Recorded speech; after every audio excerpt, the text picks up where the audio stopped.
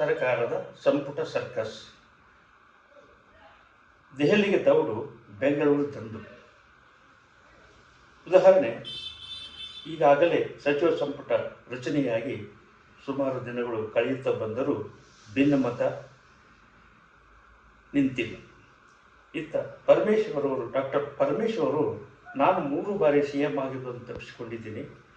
2013ರಲ್ಲಿ ನಾನು ಮುಖ್ಯಮಂತ್ರಿ ಆಗಬೇಕಾಗಿತ್ತು ಅಂತ ಅವರು ಒಂದು ಅಭಿಪ್ರಾಯವನ್ನು ಅಧಿಕಾರಿಗಳ ಸಭೆಯಲ್ಲಿ ವ್ಯಕ್ತಪಡಿಸಿದ್ದಾರೆ. ಡಾಕ್ಟರ್ ಜಿ ಪರಮೇಶ್ವರ್ ಅವರಿಗೆ ರಾಜ್ಯ ಸುದ್ದಿ ಸೆಂಟರ್ ಒಂದು ವರದಿಯನ್ನು ಅವರ ಗಮನಕ್ಕೆ ತಂದಿತ್ತು. ನೀವು ಕೊರಟಿಗೆಯಲ್ಲಿ ನಿಂತರೆ ಸೋಲುತ್ತೀರಿ, ನೀವು ಹಾಗೆ ರಾಜ್ಯದ ಅಧ್ಯಕ್ಷರಿಗೆ ಪ್ರಚಾರ ಮಾಡಿದರೆ ಮುಖ್ಯಮಂತ್ರಿ ಆಗುತ್ತೀರಿ ಎಂಬ ವರದಿಯನ್ನು ಅವರ ಗಮನಕ್ಕೆ ತಂದಿತ್ತು. ಅದನ್ನು ಅವರು ಅಷ್ಟು ಗಂಭೀರವಾಗಿ ತೆಗೆದುಕೊಳ್ಳಲಿಲ್ಲ. ಇನ್ನೊಂದು ವಿಷಯ ಪರಮೇಶ್ವರ್ ಬಗ್ಗೆ ಹೇಳಬೇಕಂದ್ರೆ, ಕೃಷ್ಣಾ ಸಂಪುಟದಲ್ಲಿ ಅವರು ರಾಜ್ಯ ಸಚಿವರಾಗಿದ್ದರು. ಆಗ ಆ ಸರ್ಕಾರದಲ್ಲಿ ಒಂದು ವರದಿಯನ್ನು ನಮ್ಮ ಸುದ್ದಿ ಸೆಂಟರ್ ಕೊಟ್ಟಿತ್ತು. ಅದು ಏನೆಂದರೆ, ಕ್ಯಾಬಿನೆಟ್ ಮಂತ್ರಿಯಾಗಿ ನೀವೊಬ್ಬರೇ ರಾಜಭವನದಲ್ಲಿ ಅಧಿಕಾರ ತೆಗೆದುಕೊಳ್ಳುತ್ತೀರಿ ಎಂದಾಗ ಅವರು ನಂಬಲಿಲ್ಲ.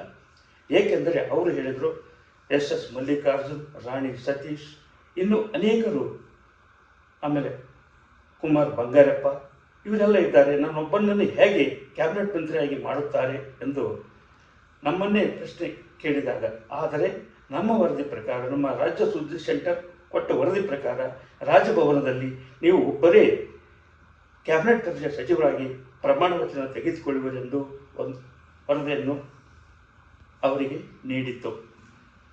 ನಂತರ ಅವರು ರಾಜ್ಯ ಕಾಂಗ್ರೆಸ್ ಅಧ್ಯಕ್ಷರಾಗುವುದನ್ನು ಸಹಿತವಾಗಿ ನಮ್ಮ ಸುದ್ದಿ ಸೆಂಟರ್ ಬಿತ್ತರಿಸಿತ್ತು. ನೀವು ಕೊರಟಗೆರೆಯಲ್ಲಿ ನಿಲ್ಲಬೇಡಿ, ಕೊರಟಗೆರೆ ನಿಂತರೆ ನೀವು ಸೋಲುತ್ತೀರಿ ಎಂಬ ವರದಿಯನ್ನು ಕೊಟ್ಟಾಗ ಅವರು ಅದನ್ನು ಅಷ್ಟು ಗಂಭೀರವಾಗಿ ತೆಗೆದುಕೊಳ್ಳಲಿಲ್ಲ. ಕೊರಟಗೆರೆಯಲ್ಲಿ ಸೋತರು, ಮುಖ್ಯಮಂತ್ರಿ ಸ್ಥಾನವನ್ನು ಕಳೆದುಕೊಂಡರು. ಹೀಗೆ ನಮ್ಮ ರಾಜ್ಯ ಸುದ್ದಿ ಸೆಂಟರ್ ಈಗ ಶಿವ ಸರ್ಕಾರ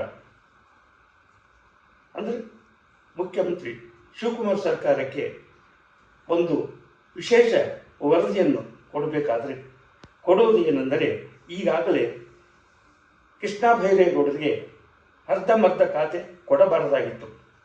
ಅವರು ಕಂದಾಯ ಸಚಿವರಾಗಿ ರಾಜ್ಯದಲ್ಲಿ ಒಂದು ಒಳ್ಳೆಯ ಹೆಸರನ್ನು ಗಳಿಸಿಕೊಂಡಿದ್ದರು. ಈಗ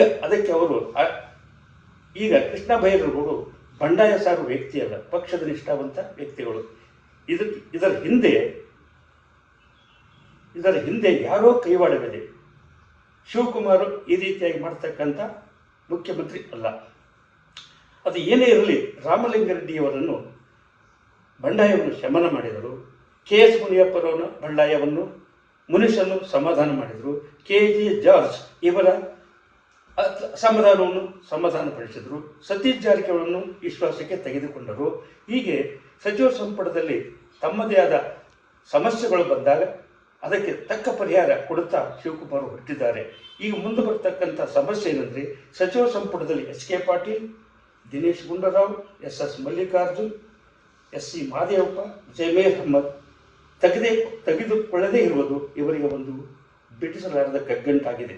ಆದರೆ ದೈವಬಲದ ಮುಖ್ಯಮಂತ್ರಿ, ಶಿವಬಲದ ಮುಖ್ಯಮಂತ್ರಿ ಅನೇಕ ಸಮಸ್ಯೆಗಳನ್ನು ಎದುರಿಸಬಹುದು ಎಂಬ ವಿಶ್ವಾಸ ರಾಜ್ಯದ ಜನತೆಯಲ್ಲಿದೆ. ಈಗ ಲಕ್ಷ್ಮಣ ಸವಡಿ ಏನು ಹೇಳ್ತಾರೆ ಅಂದರೆ, ನನಗೆ ಮಂತ್ರಿ ಸ್ಥಾನ ಕೊಡ್ತೀವಿ ಅಂತ ಕರ್ಕೊಂಡು ಬಂದಿದ್ದೀರಿ, ಮಂತ್ರಿ ಸ್ಥಾನ ಕೊಡಿ ಎಂದು ಹಠ ಹಿಡಿದಿದ್ದಾರೆ. ಆಗಲೇ ಗಾಣಿಗ ಸಮಾಜದ ಜನರು ರಾಜ್ಯದಲ್ಲಿ ಮಂತ್ರಿ ಸ್ಥಾನ ಕೊಡಬೇಕೆಂದು ಪ್ರತಿಭಟನೆ ನಡೆಸಿದ್ದಾರೆ. ರಾಘವೇಂದ್ರ ಹಿಟ್ನಾಳ್ ಇವರ ಬೆಂಬಲಿಗರು ಕೊಪ್ಪಳದಲ್ಲಿ ಮತ್ತು ಬೆಂಗಳೂರಿನ ಸಿದ್ದರಾಮಯ್ಯನ ಮನೆ ಮುಂದೆ ಧರಣಿ ನಡೆಸಿದ್ದಾರೆ. ಸಚಿವ ಸ್ಥಾನ ಕೊಡಲೇಬೇಕೆಂದು ಹಠ ಹಿಡಿದಿದ್ದಾರೆ. GS ಪಾಟೀಲ್ ಇವರ ಬೆಂಬಲಿಗರು ರೋಣದಲ್ಲಿ ಭಾರೀ ಪ್ರತಿಭಟನೆ ಮಾಡಿ ನಮ್ಮ ಶಾಸಕರಿಗೆ ಸಚಿವ ಸ್ಥಾನ ಕೊಡಬೇಕೆಂದು ಡಂಗೂರ ಸಾರುತ್ತಿದ್ದಾರೆ. ಇತ್ತ DP ಜಯಚಂದ್ರ ಬೆಂಬಲಿಗರು ಕುಂಟಿಸಿಗ ಸಮಾಜಕ್ಕೆ, ನಾವು ರಾಜ್ಯದ 20 ಲಕ್ಷ ಜನರಿದ್ದೀವಿ, ನಮಗೆ ನಮ್ಮ ಜನಾಂಗದ ವತಿಯಿಂದ DP ಚಂದ್ರ ಇವರಿಗೆ ಸಚಿವ ಸ್ಥಾನ ಕೊಡಬೇಕೆಂದು ಬೀದಿಯಲ್ಲಿ ರಂಪಾಟ ನಡೆಸುತ್ತಿದ್ದಾರೆ. ಇತ್ತ CS ನಾಡಗೌಡ, ನಾನು ಬಂಗಾರಪ್ಪನ ಸರ್ಕಾರದಲ್ಲಿ ಮಂತ್ರಿಯಾಗಿದ್ದೆ, ಅಂದಿನಿಂದ ಇಂದಿನವರೆಗೂ ಸುಮಾರು 40 ವರ್ಷಗಳ ಕಾಂಗ್ರೆಸ್ ಪಕ್ಷಕ್ಕೆ ನಿಷ್ಠಾವಂತನಾಗಿದ್ದಾನೆ.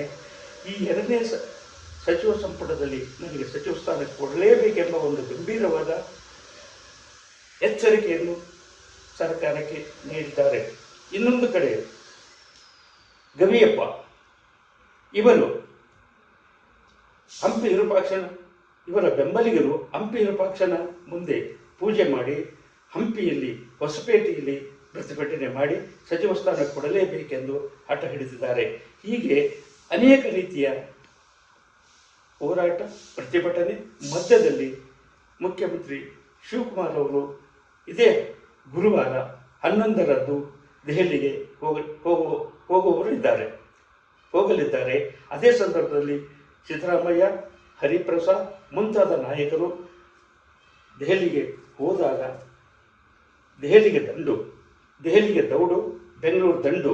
ಎಷ್ಟೋ ಜನ ಶಾಸಕರು ಮಂತ್ರಿಯ ಕನಸು ಕಾಣುವರು ದೆಹಲಿಗೆ ಹೋಗಲು ಸಿದ್ಧರಾಗಿದ್ದಾರೆ. ಆದರೆ ಒಂದು ವಿಶೇಷ ಏನೆಂದರೆ ಸೆಪ್ಟೆಂಬರ್ದಲ್ಲಿ ಆಗಬಹುದಾಗಿದ್ದ ಸಚಿವ ಸಂಪುಟದ ವಿಸ್ತರಣೆ ಇದೇ ಜೂನ್ 25ರಂದು ಆಗುವುದು ಖಚಿತ ಎಂದು ದೆಹಲಿ ಮೂಲಗಳಿಂದ ತಿಳಿದು ಬಂದಿದೆ. ಜೈ ಹಿಂದ್, ಜೈ ಕರ್ನಾಟಕ. NG ಕಾರ್ತಿಗಿ, ಹಿರಿಯ ಪತ್ರಕರ್ತರು, ಬೆಂಗಳೂರು.